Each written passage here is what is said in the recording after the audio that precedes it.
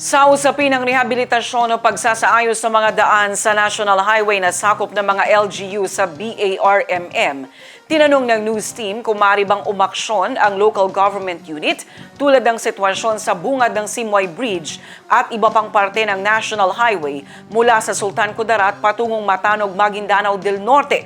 Paano nga ba ang protocol, sistema o proseso hinggil dito? Narito ang kasagutan ni DPWH 12 Regional Director, Engineer Kayamumbao Dia. Basta lang mag-coordinate lang po ng maayos para hindi mag-overlap. Pero kung may funds po ang province, may funds ang BARM, ang municipal government, no problem po.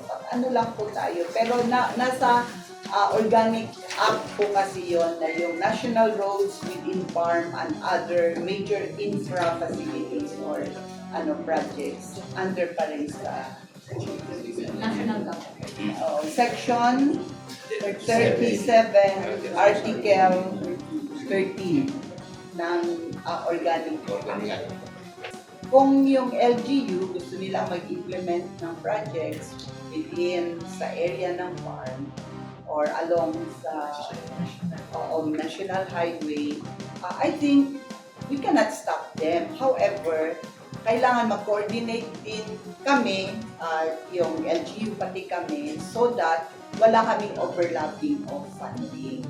Pero as to kung i-refund namin si LGU, I think no. Kasi nag-volunteer man si LGU At least narinig ninyo. nag-volunteer man siya. Pero para para magandang walang overlapping of funds, mas magandang nagkakausap kami para at least yung naman, bawa may inallocate si Gov para dito sa portion na to. Kung meron din kaming proposal, hindi na namin para ma-consider. And then, if it's along a national road, tapos mag-propose si LGU ng project doon, ang specification that the LGU must adapt must conform with the specifications that we are adapting.